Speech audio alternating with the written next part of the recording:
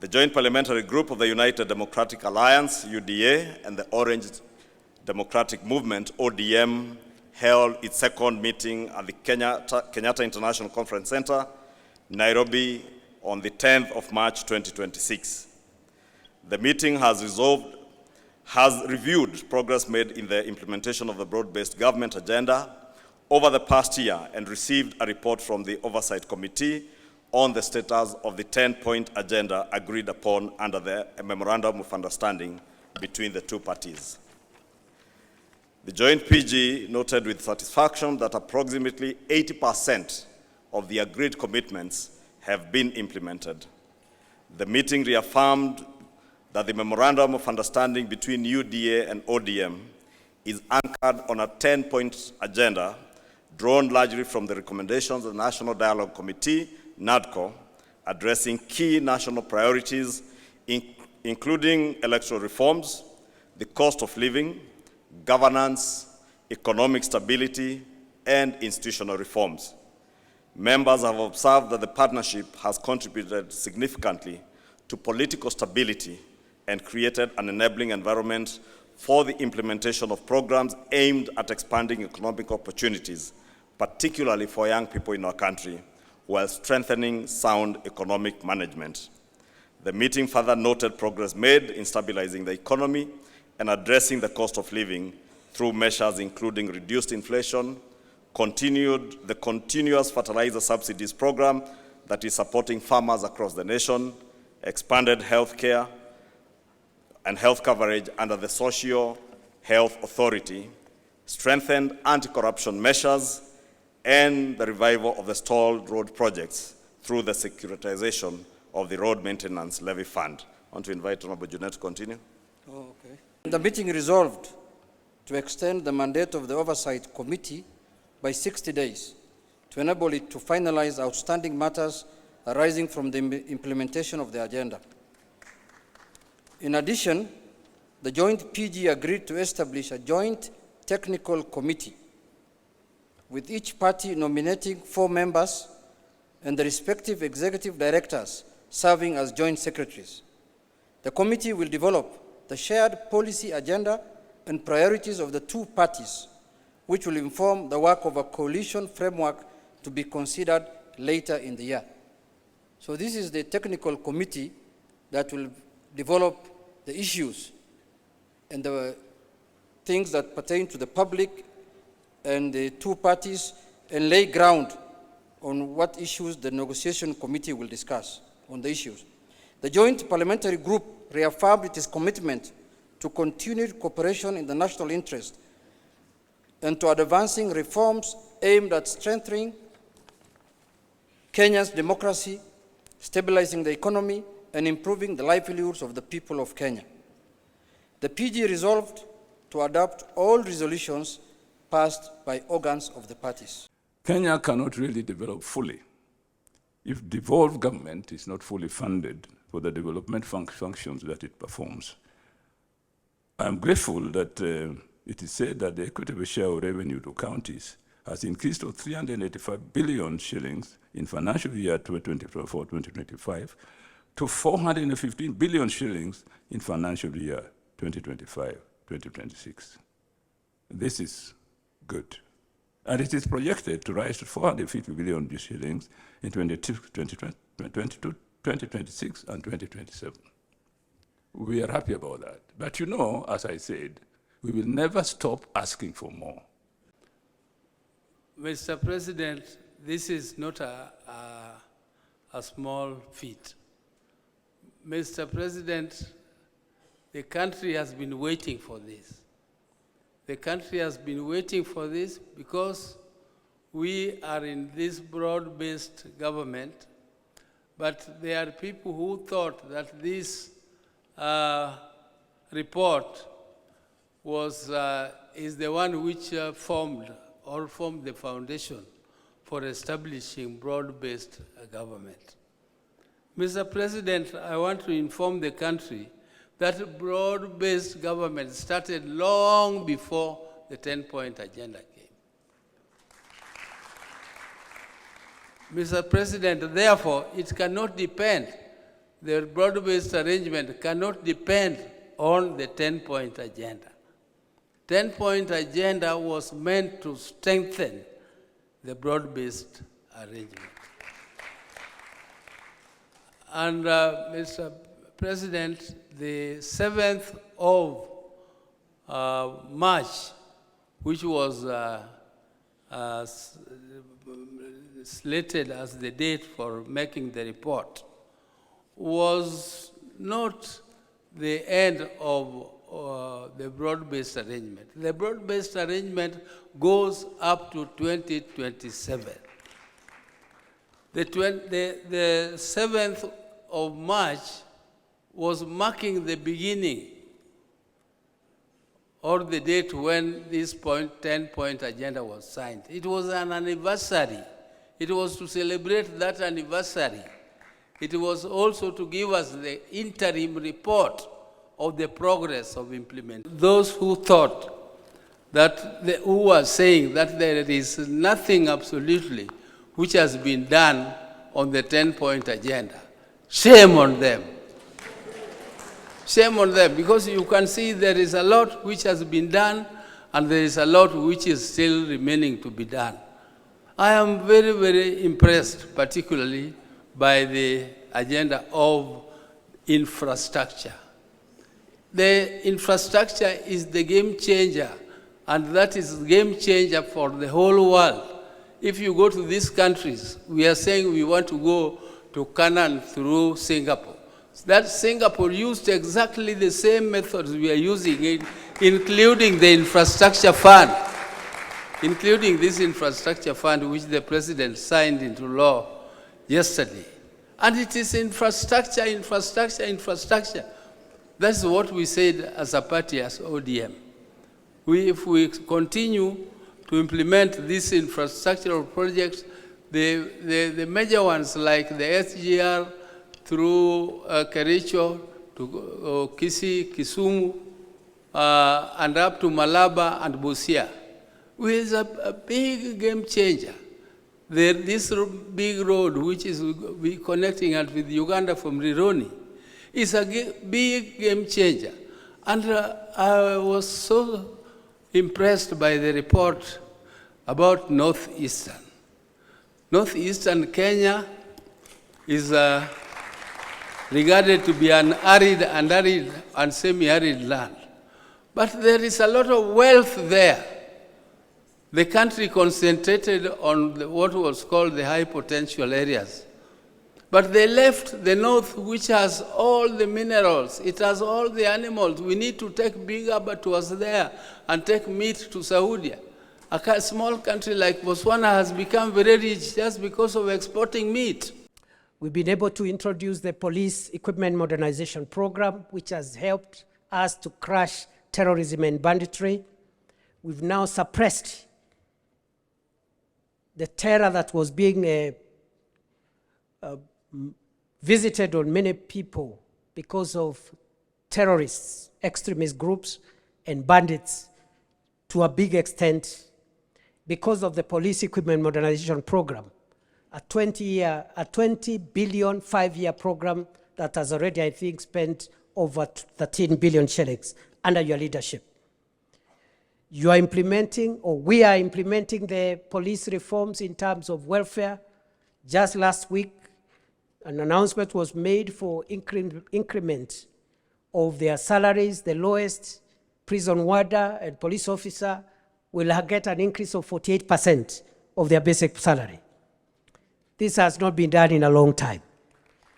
We are building houses for them. We are providing medical and life cover for them if they get hurt in the line of duty. Your Excellency, for the KDF, the modernization program is also running smoothly, and we want to thank you for those reforms. We have taken the deliberate decision that to eliminate corruption, to remove inefficiency, we must digitize all government services. Today, from 320 government services in 2022, we have 30,000 government services digitized. That has significantly eliminated bottlenecks.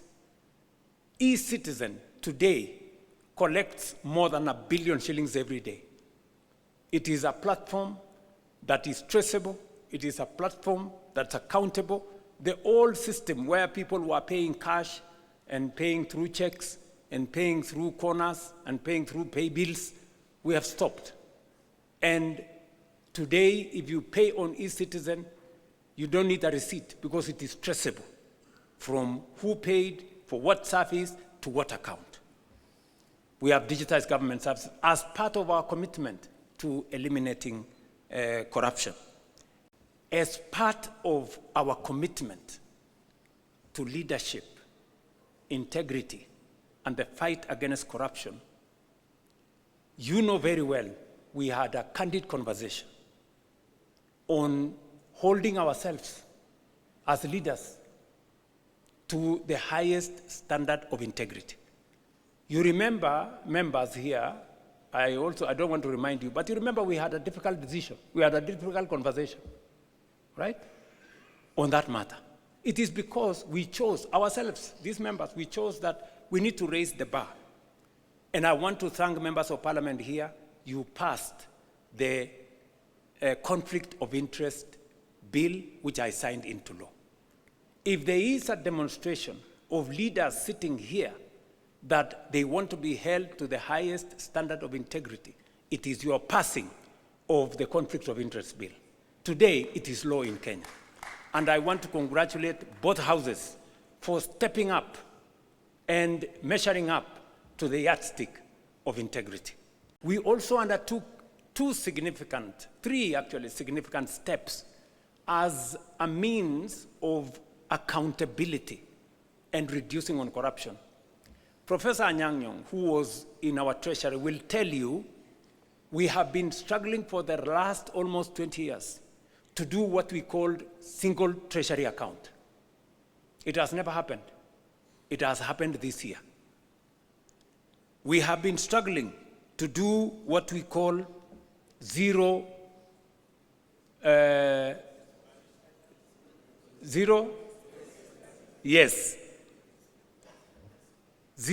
budgeting, meaning that we eliminate confusion. There was an element where people were saying corruption is budgeted. This time round, we are introducing greater accountability on budgeting to make sure that for every budget, every year we bring it to zero, we know what was achieved, what was not achieved, and then we plan again. So those two, and then finally, we are undertaking the e-government procurement. We know it has caused difficulties. It has not been easy. But it has not been easy because those people who are used to manipulating things and tenders and what have really fought this matter. We agreed on EGP like 8 years ago. I think it was 2020. It has been in the books. It has never been implemented. We have implemented it this year. Why? Because we want government procurement to be transparent. We want accountability. And we want to know if you are selling to government, are we getting a fair price? Who is supplying the tender? For how much? And it must be open in a portal where all people involved can follow, so that if I don't get the tender, it means I was not the lowest or I did not meet the qualifications. That is what we are doing in matters to do with integrity and making sure that leadership is held to account. Let me also say that we have enhanced the place of the Kenya Anti-Corruption Commission. They have concluded 143 cases, investigations. They have already obtained in the last 3 years 86 convictions. And because we have always been told convictions is a challenge, we have achieved 86 convictions, and especially we have enhanced their capacity to seize assets. We've already obtained assets of 9.8 billion, which have now come back to government, and we are pursuing assets worth 22 billion, assets that were obtained by corrupt means. And we say those assets must be surrendered to the government of Kenya. The national debt has been a very big challenge to Kenya. In fact, debt almost brought our country to its knees. We had to intentionally deal with the debt. What have we done on matters to do with debt? Number one, we made sure that we did whatever it took. And I appreciate that I had to make some very difficult decisions for us to be able to escape that default. We had to cut down on spending by about 300 billion. We had to remove subsidies on unga. We had to remove subsidies on fuel. We had to eliminate, we had to stall some of our projects because we had to pull back from continuous borrowing. That's number one. Number two, we did not just avoid default. We now went into a plan on how do we reorganize our debt. How do we successfully negotiate our way? I can confidently, that's why we went to the market. We went to the market in February 2024. We went to the market in February 2025.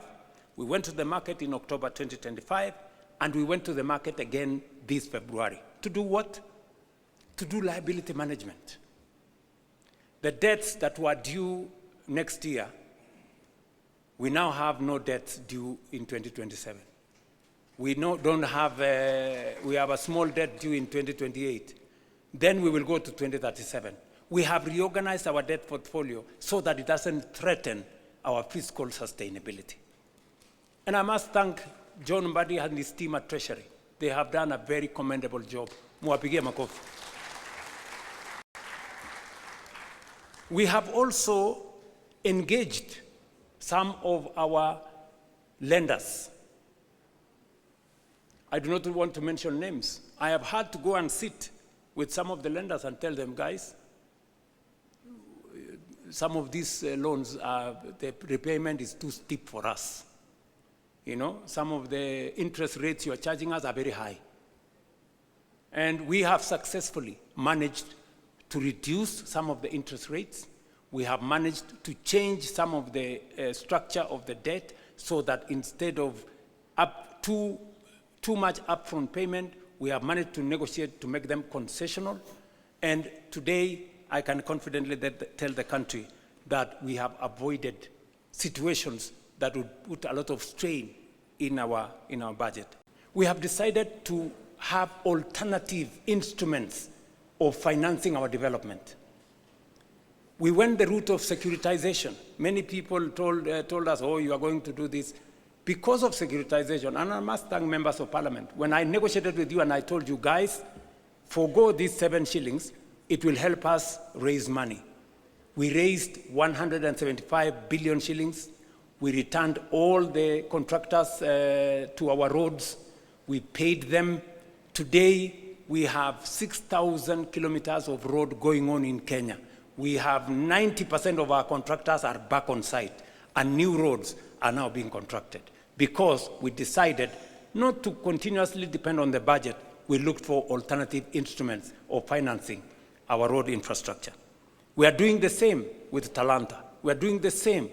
Look, when I say innovative, I was explaining today in the morning, how did we decide to finance Talanta? The sports fund has been a fund that has been there forever. That sports fund has not achieved much because you find a few, a small project there, most of the money is lost, another project there, some cabro in some place, some gate in some place. We decided that instead of spending this money with no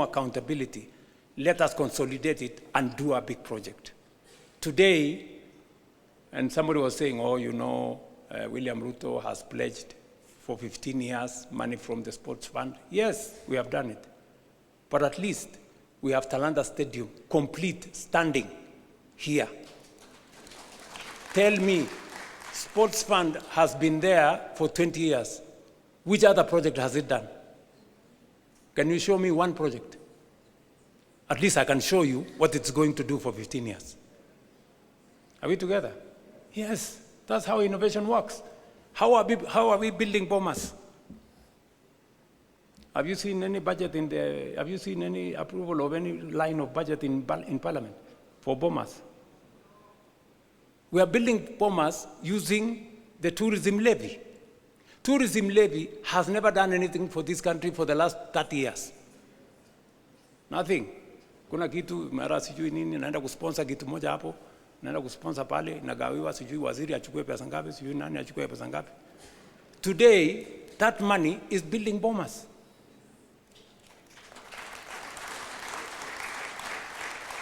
Friends, that is how thinking out of the box looks like. Kwani mlikuwa mnafikiri thinking out of the box ni kufanya kitu gani? We are discussing today proceeds from some of our mature assets. When we discussed about selling a stake in Kenya Pipeline, many people said, oh, you want to sell the family jewel, or you want to sell this. We've done privatization before. We privatized Kenya Airways, we privatized KCB, we privatized Safaricom, we privatized I don't know which company. But today, we cannot account for the proceeds of that privatization. We are doing it differently. And that is why Parliament passed the National Infrastructure Fund. It is not an experiment, as I said yesterday. It is what other countries have done. It's what India has done. It's what the UK has done. It's what Ghana has done. It's what South Africa have done. And that is the way to the future. This morning, Leo, I rang the bell at Nairobi's Securities Exchange, and we collected 106 billion from the sale of our stake in Kenya Pipeline IPO. And we are going to put that money in the National Infrastructure Fund. You know, let me explain to you. If we don't have the National Infrastructure Fund, the National Infrastructure Fund gives us a different leverage. It multiplies that 106 billion 10 times. You know, not through magic, no.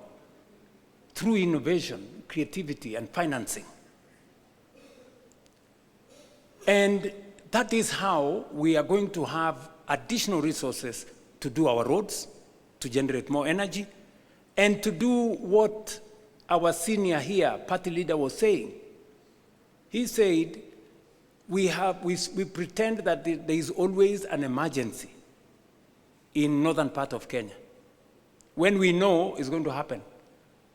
Because of what we are doing now, if you read today's newspaper, we have already advertised for several dams.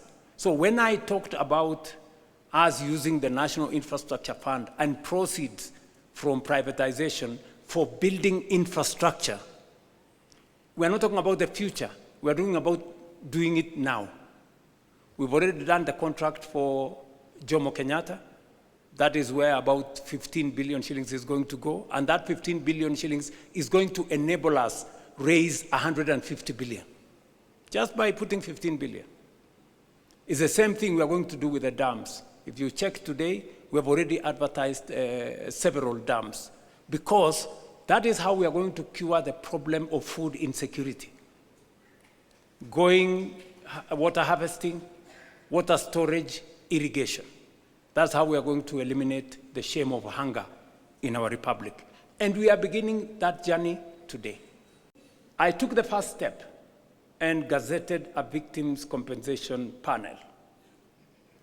It subsequently went to court, and the court held it for a while. Even as the court held it, we did some work. We have identified all the victims, as we talk to you, with the Kenya Human Rights Commission, with the Independent Police Oversight Authority. We have identified all the victims and profiled their names, and we have already made sure that we have a comprehensive list. We did not even stop at 2013. We went back all the way to 2017 to make sure that all those that were affected by protests from 2017 are now captured. So we have already identified all the people in there. We have provided resources. You will be approving 2 billion shillings to make sure that we have the resources to compensate those people. Finally, the court came through and gave direction on how that process should be done. And last week, we now, in compliance with the decision of the court, last week, we gazetted a panel, as was recommended by the court, to expedite this process. And it is our belief that unless something else happens, we should be able to conclude this exercise before June, so that we can all be in that space. But we are not stopping there. We are saying we want to look at the future. And so I think it will be right for us in this PG to recommend that the Kenya Human Rights Commission propose a law to Parliament on protection of protesters. Let there be a law on how to protect protesters, because it is a constitutional right. We do not want to propose the law from the executive side of government. Let it be proposed by the Kenya Human Rights Commission in consultation with others, so that we can carry that through. That we are engaged in as an administration. And we are not doing this to satisfy the 10-point agenda. No, we are doing this because it is good for Kenya. And because we made a commitment, not by force, but because we wanted to do it. And I am very confident that working with you, we will find the way into the future together. Finally,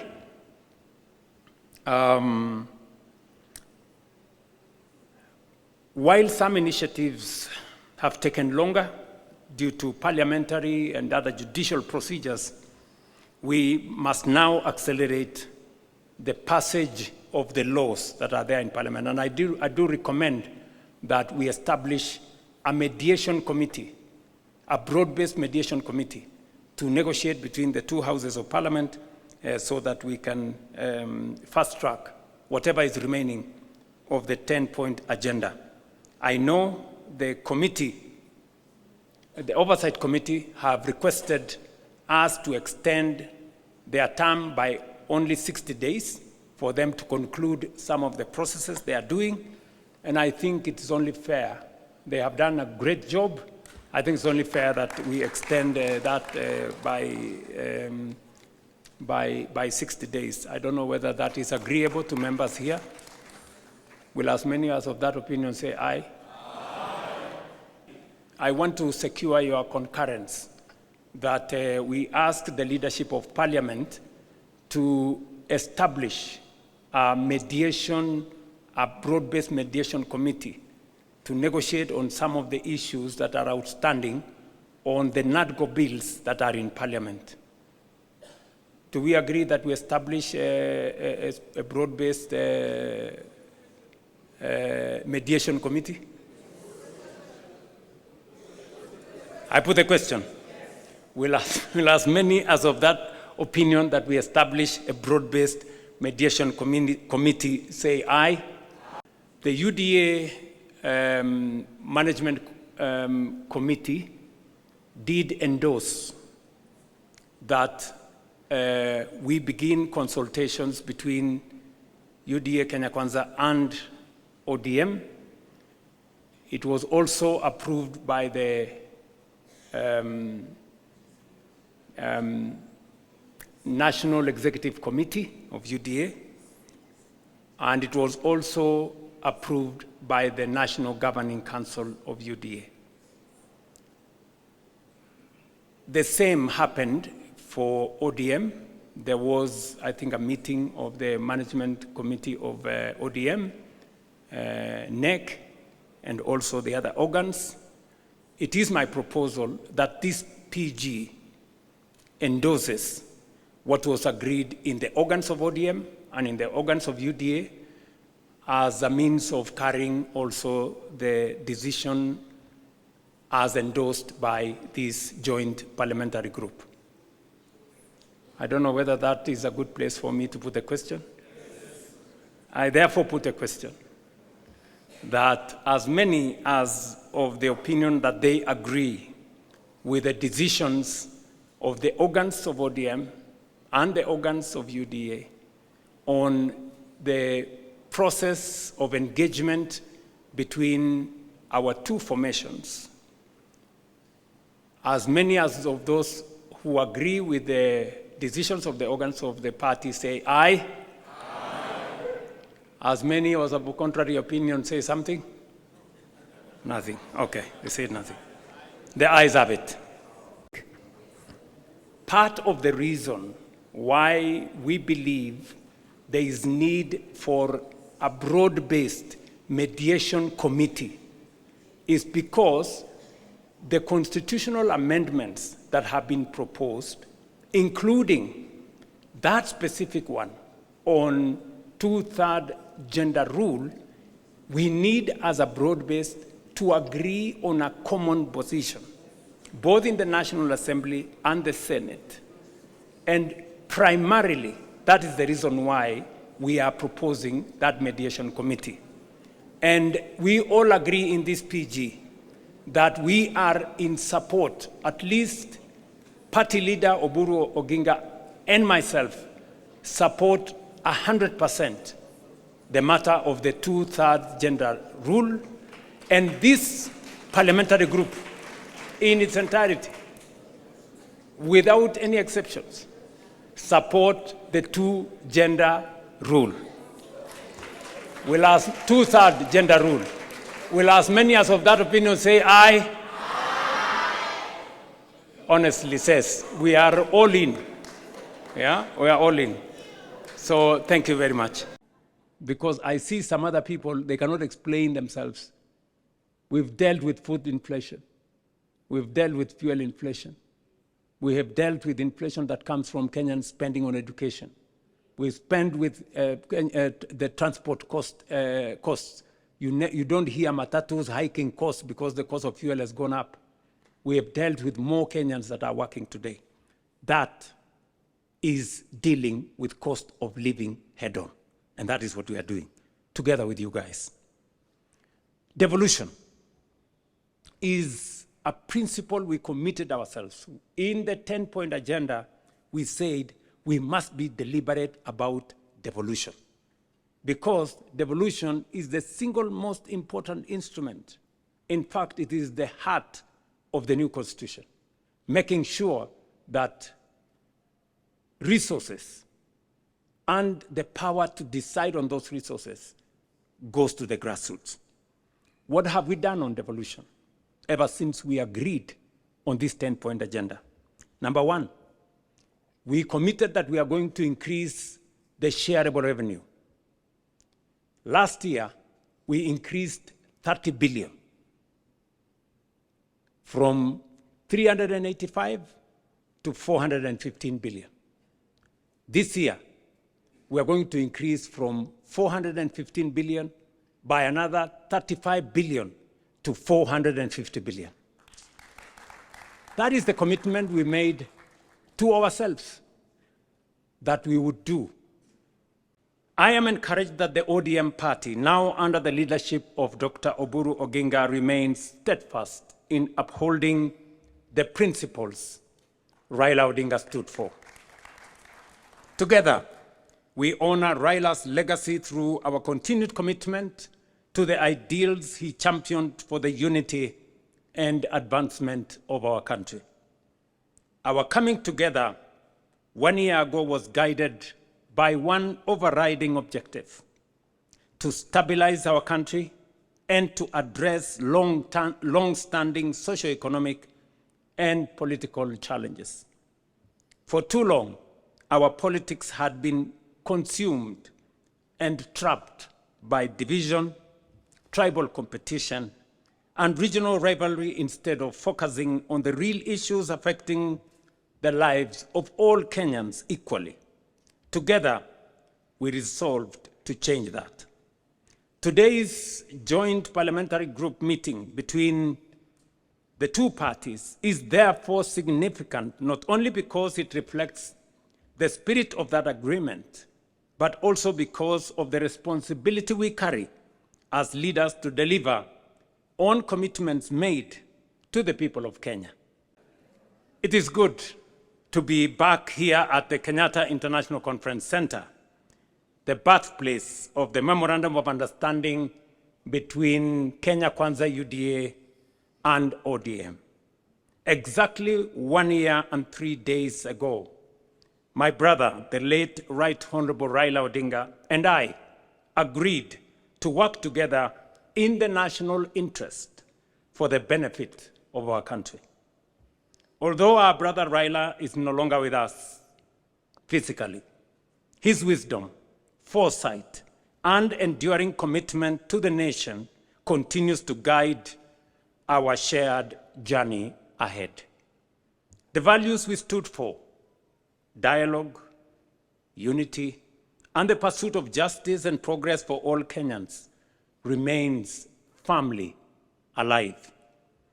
And just for the record, the 10-point agenda was not imposed on us. The 10-point agenda was our commitment, voluntary commitment between our parties in respect to the people of Kenya. There are some people who want to appoint themselves supervisors, as if we made the commitment to them. We did not make the commitment to them. We made the commitment to the people of Kenya. And our responsibility and reporting is to the people of Kenya. And let me say the following. We did this, and we set the standard very high ourselves because we believe that is what we should do for the people of Kenya. Not because anybody forced us, not because anybody imposed it on us, but it is because it is our commitment that Kenyans deserve a higher standard of leadership and delivery. We have addressed all the 5 issues. Number 1, on food inflation, on matters to do with food, we have transformed our agricultural sector. We can confidently stand here and say we did, over the last year or 2 years, we have produced more maize, we have produced more tea, more coffee, more sugarcane, and the whole productivity space has risen. It is the reason why today the prices of unga are different from what they were in 2022. We have made a commitment to that. Number 2, we have managed our economy well. That is why fuel inflation has come down. Cost of fuel was 218 at some point per liter. It has come down by almost 30%. And it is because we have taken deliberate steps to stabilize our currency and to make sure that we don't pay more for fuel because our currency is not behaving. The people of Kenya have spoken with clarity on how they want our country to be much more inclusive and for us to be able to have a society that leaves nobody behind. We have done 5 issues on this subject of inclusivity and cost of living. Number 1, we now have a policy on the marginalized in Kenya. We have provided bursaries for their children. we have provided many other interventions that will assist minorities, people who perceive to be marginalized, for them to be brought into the bracket and so that they are not left behind. We have deliberately dealt on matters that finally dictate cost of living. And there are 4 matters that dictate cost of living: cost of food, cost of fuel, because it influences our transport, the cost Kenyans pay for healthcare, and the cost Kenyans pay for their children to go to school. We all agree that one of the most pertinent issues in NADCO was the issue of electoral reforms, and especially the appointment of commissioners to the IEBC. You remember very well that that was a very big debate. Today, we have gone through the process. The court processes have been dispensed with, and today we have a functioning Independent Electoral and Boundaries Commission. It has already conducted several by-elections. And as a show of confidence in this broad-based administration, all the parliamentary elections that have been held have been won by broad-based. I said all of them. Yes. Just for good record, and we are not, Atusemi, that's what it is. Yeah, those are the facts. In fact, the last by-elections that were held, of the 4 seats that were in contest, broad-based won all of them. Again, for good record. We are faithful to our commitment on matters to do with legislation that is there in Parliament. We know there has been back and forth between the 2 houses. We will be recommending in this PG that we have a broad-based negotiating team. One that is going to sit with both houses of Parliament, comprising membership from both houses of Parliament. Because if broad-based decides, Parliament will decide. Is that true? Yes. Because we have the numbers to drive it through both houses of Parliament. So I want us to raise the standard a bit so that we establish a broad-based negotiating committee or mediation committee to assist us on all the items that have been presented for legislation in Parliament by NADCO. One has already been dispensed with. The matter of NGCDF. The courts have given direction, and therefore the legislation that had been presented to Parliament is now what the lawyers called factors of issue. I mean, it's been dispensed with. So we now need to pick on what the directions court has given to do the rest of the funds. We had planned to mark the first anniversary of the signing of the MOU on the 7th of March by assessing the progress made in implementing the agreed agenda. However, as you all know, in the days leading up to that date, our nation suffered a tragic loss. We lost a distinguished member of Parliament, the late Honorable Johanna Ngeno of Emurua Digir, who was a committed member of this parliamentary group and a dedicated servant of the people. Were it not for the fatal helicopter crash, the Honorable Ngeno would have been seated here with us today. May his soul rest in peace. And finally, we are making sure that more Kenyans have income. Today, I report to this PG, we have 1.8 million Kenyans who are not working in 2022. Today they are working. 1.8 million. 640,000 in our housing program, 540,000 in export of labor, 300,000 in our digital platform. We have close to 820,000 under our Nyota program. 120,000 of them, we have given them grants. And I have been to those meetings in person. I have met the 120,000 young people myself. Yeah? Many people were trying to give me small lectures. What is the president doing? Going to give out checks to young people. And I told them, this is how I choose to spend my time. You decide about yours. Okay? Because I believe the young people of this country deserve my time.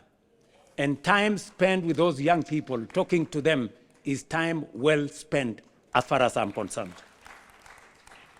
And I have asked the Deputy President and the ministries concerned to look at opportunities, and we are discussing with our partners to look at opportunities to expand that program. We believe it is a successful program. Many young people have stepped forward, and we believe we can do more and maybe extend that program to close to 2 million young people in Kenya.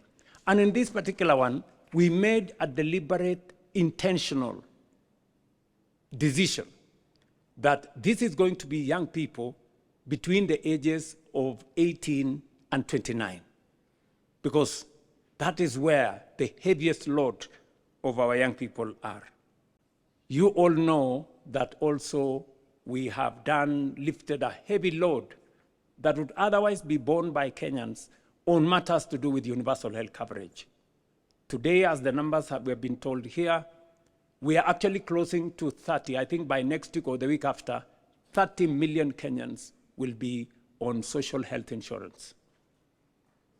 And this week, forget about the propaganda in the headline of the news that we lost, some 50 billion can be lost. You know, people are mad.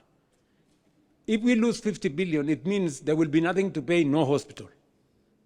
This week alone, we are paying 16.2 billion shillings, this week alone, for PHC and for SHIF, this week alone. We are paying the highest amounts of money to any hospital that has ever been paid under any other administration or under any other program. That is the reality. That is a fact. So, in terms of cost of living, we are dealing with health to reduce bills paid by citizens. We are dealing with education to reduce bills paid by citizens. We are managing fuel to reduce transport costs. We are dealing with food so that we can reduce the cost of living. So I want members of this PG to walk with your heads high. This administration, the administration you have formed, is tackling cost of living head on. We have undertaken education reform. We've raised the budget for education from 500 billion. This financial year, it was 702 billion. The budget that we're going to read in July is 765 billion. Why are we raising resources on matters education? Because we are putting more money in making sure that every child goes to school. We have not only hired more teachers, because if government does not pay for those teachers, boards of governors pay for them, which means parents pay for them.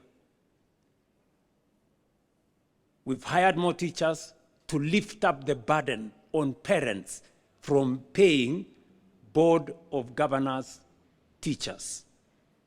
Number two, we have reduced fees for our university and TVET institutions by between 10 and 40%. The committees on education are here. We have also, as of this week, reduced the fees for our TVET institutions from 105,000 per year to now a standardized 67,000 per year.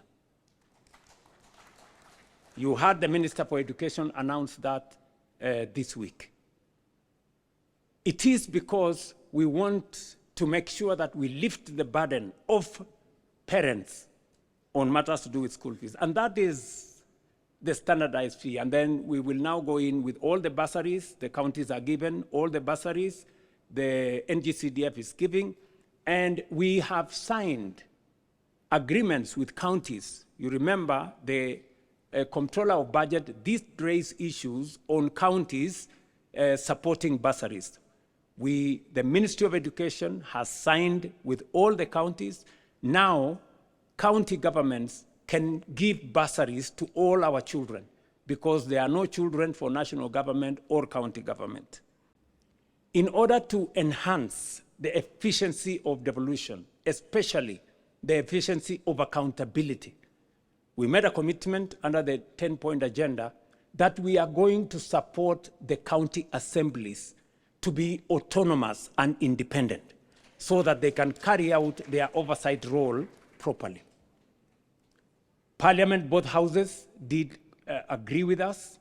They brought the bill to me. I signed the bill, and from this June, in the next budget, county assemblies will have their own independent budgets. They will no longer need to make friends with the county governments or to be friends of governors for them to get their resources.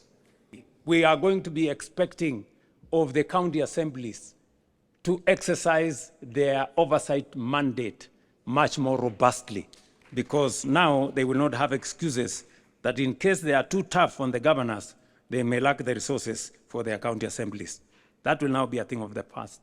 And then number 4, on devolution again, we realize that just as we have the national administration, the county assemblies, members of county assemblies and governors have no pension. And we have made the strategic decision that the bill that was there in Parliament, which in my opinion has serious challenges, it is my position that we now agree in this PG, that it is only fair. Governors and members of the county assembly are elected leaders like us. The same way we have pension, it's only right that they have pension. In order to enhance the efficiency of devolution, especially the efficiency of accountability, we made a commitment under the 10-point agenda that we are going to support the county assemblies to be autonomous and independent so that they can carry out their oversight role properly. Parliament, both houses, did agree with us. They brought the bill to me. I signed the bill, and from this June, in the next budget, county assemblies will have their own independent budgets. They will no longer need to make friends with the county governments or to be friends of governors for them to get their resources. We are going to be expecting of the county assemblies to exercise their oversight mandate much more robustly, because now they will not have excuses that in case they are too tough on the governors, they may lack the resources for their county assemblies. That will now be a thing of the past. And then number 4, on devolution again, we realize that just as we have the national administration, the county assemblies, members of county assemblies and governors have no pension. And we have made the strategic decision that the bill that was there in Parliament, which in my opinion has serious challenges, it is my position that we now agree in this PG, that it is only fair. Governors and members of the county assembly are elected leaders like us. The same way we have pension, it's only right that they have pension. yesterday I did sign into law the pension benefits for judges. I don't think we should leave our governors and county assembly members behind. So those are the 4 fundamental things that I wanted to say on matters to do with enhancing, supporting, and integrating devolution into our governance system. The MOU between UDA and ODM was built around a 10-point agenda, drawing largely from the recommendations of the National Dialogue Committee, or commonly known as NATCO. These agenda items address critical national issues, including electoral reforms, the cost of living, governance, and economic stability. Following the signing of the MOU, we immediately began implementing the agreed programs. I am pleased with the report that has been presented here today by the Oversight Committee, highlighting the progress made across the 10 agenda items during the past year. The progress we have made is evident across several areas. Our country today enjoys greater stability, and the partnership has created an environment in which government programs can proceed without unnecessary political disruption. Opportunities for our young people are expanding, with government programs now reaching hundreds of thousands of young people across the nation. Through initiatives in housing, health, agriculture, education, the digital and creative economy, as well as the labor mobility programs, we are deliberately expanding new avenues for employment.